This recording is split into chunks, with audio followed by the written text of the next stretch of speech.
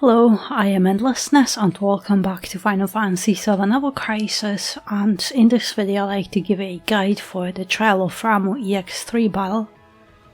Ramuh EX3 is a rather close battle to EX2, but of course it has no much higher requirements. And I think the biggest change or addition is the second sigil phase, where Ramuh buffs his defenses and keeps buffing magic attack, and you need to break a lot of sigils, damage sigils included, and during the sigil phase Ramuh keeps doing those spinny circuits and they hurt a lot. So while you're breaking the sigils you also have to keep debuffing magic attack and healing, and I think this is the most clutch moment in the whole battle where you can just die very easily. But now lightning resistance is very important, so Matt's new weapon that buffs lightning resistance is very helpful and very important. Otherwise you'll need to buff lightning resistance with weapons even higher. And as for the DPS, since it's EX3, the DPS requirement is high, but as long as you can keep the water gauge from filling up and you can kill those parts with a summon, you should be okay. And I also think Tifa is a more perfect DPS for this battle because her weapon debuffs magic attack, which can make it much easier to survive.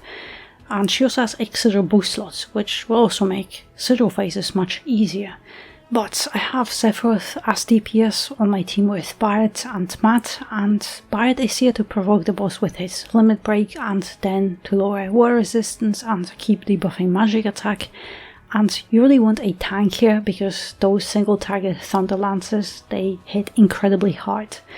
And on Matt I have Duro players to buff magic defense and also this new weapon to buff lightning resistance, because the boss will keep debuffing it and this makes it a lot easier or rather possible to survive. And I also have Matt's banner ultimate weapon, as I got quite a lot of those macro gems back after the anniversary, because back then there was a mistake on the banner and I was pulling before the fix was released, so I got very lucky there. And Matt's weapon isn't really required here but can be used as an emergency save, and also haste makes sigil phase, especially that second sigil phase, much easier, especially in my case where I only have Barret with a sigil boost slot.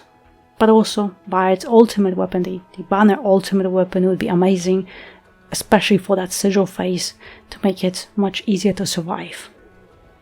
Matt has Tidal Flare to increase Sephiroth's next war attack by 30%, but you could also use Vanquishing X to nullify tech buffs, Reprieve Outfit, Duro players to buff magic defense, and Desperado to buff lightning resistance, Gladius, Circle and X sigil and Esuna in a single target heal slot, and then sub-equipment slots, a Gale weapon with magic defense for allies, Brilliant Color with HP and heal, and Prime Number with heal and lightning resistance. And I also have a Gear Voucher outfit and a Story outfit on Matt because those are the only ones I have. Barret has Satellite Beam for Provoke, Reprieve outfit with elemental resistances, Shark Slayer to lower water resistance, Solid Bazooka to lower magic attack, free ultimate weapon just for stats, Circle Sigil in boost slots, X Sigil and Breach Materia. And then sub-equipment slots, Barret has 2 guild weapons with magic defense for allies and also lightning resistance, and a physical attack for allies weapon to boost Sephiroth. And also have 2 outfits that increase defenses. Sephiroth has Leviathan and a Warrior Kingdom outfit, FF13 weapon for DPS, Odin for exploit weakness, Genji, X Sigil and Water Materia with Warrior Potency and Circle Sigil, and then sub-equipment slots, Slay the Day to max out physical attack and further boost Warrior Potency, Ultimatic with physical ability potency and Nameless with HP and lightning resistance. And Sephiroth has Odin outfit and another Warrior Kingdom outfit.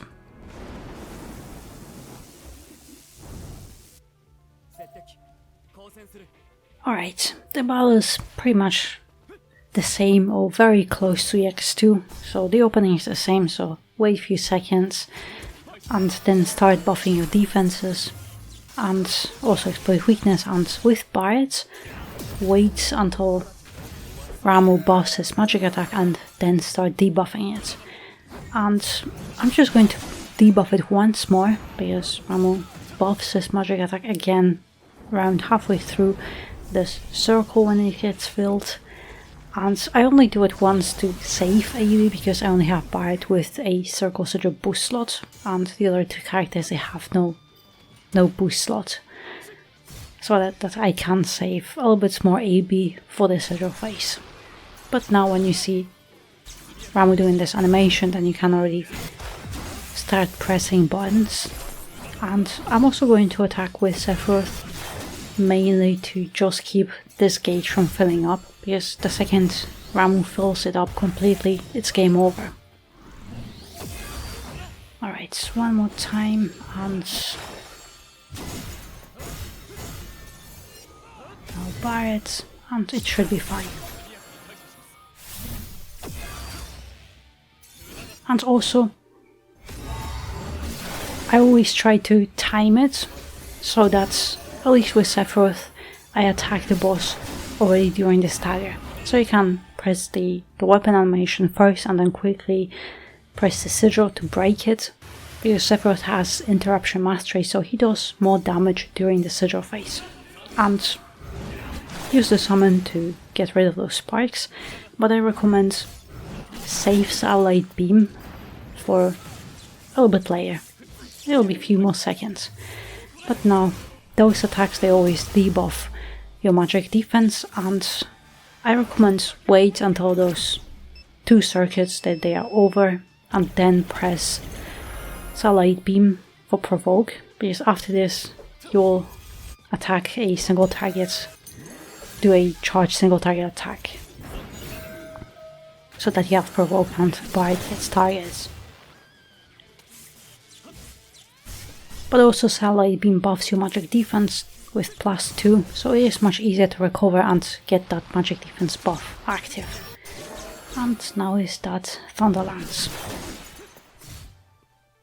And it's fine. With how buffed Barret is, lightning resistance, magic defense, and also his stats, you should be able to survive that. If not, you always have Reprieve to save you, but hopefully you don't lose it too fast, because most likely you will get attacked again. And now is the worst sigil phase.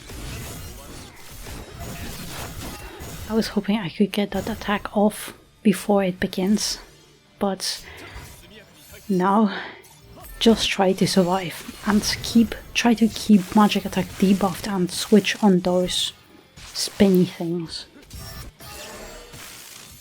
Mainly because they do a lot of damage, but essentially without Barret has too much to do here.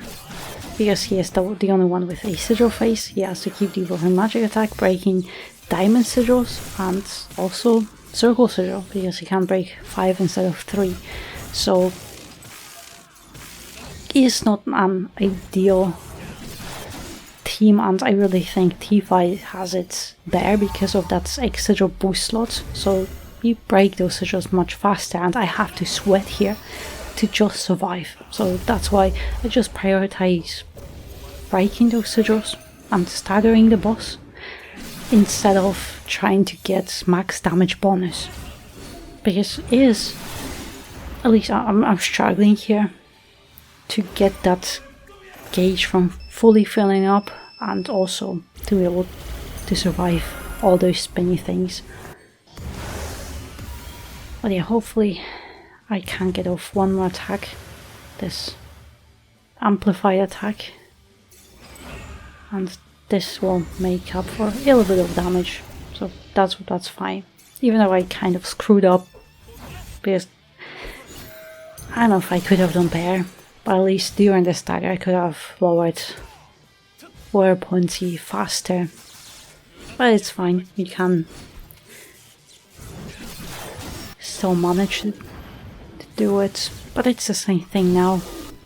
So magic defense is fully debuffed, and actually I'm not sure if I can buff it again in time. We'll see.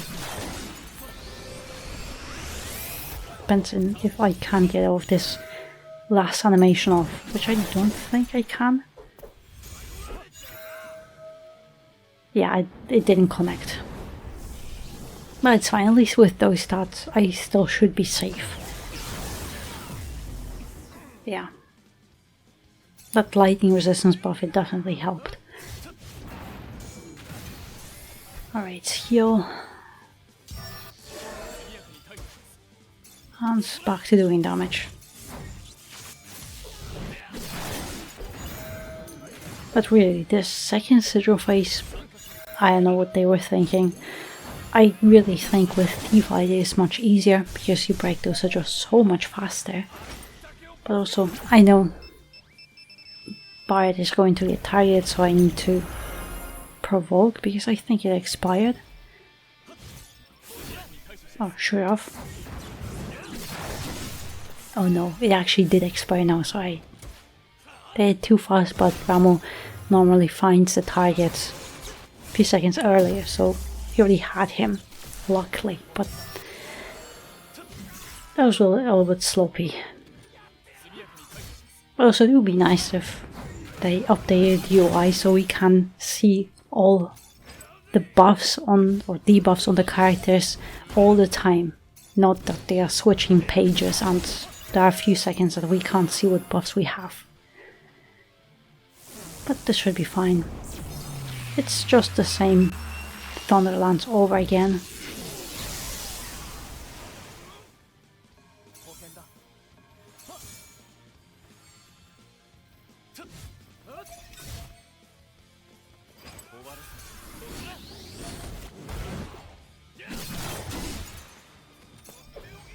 Oh, actually, yeah, let's use this. And yeah, so Satellite Beam too, so Bard can get Provoke, just in case.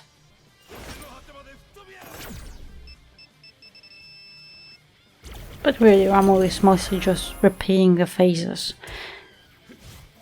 And it's only when he gets in red HP bar, then he gets this enrage, so he keeps rapidly filling up his water gauge, his force gauge, and then if he manages to do that, then he charges that final judgment bolt that will wipe the team if he manages to cast it. And he also has a little bit slower charge time, so even if he manages to do that, you'll still have quite a lot of time to finish him off. For example, he can get a limit break or a summon ready in that time. But yeah, that will be all. I think the battle is quite manageable, but that sigil phase is terrible. At least from my experience. But yeah, I really hope you found my guide helpful, and also I don't think you need such high DPS stats, you just need to be able to kill the spikes and high enough DPS to be able to keep the gauge from filling up, that's all. But yeah, that will be all, so I hope you found my guide helpful, good luck on your own clear, and in the meantime, thank you very much for watching, and I hope to see you next one.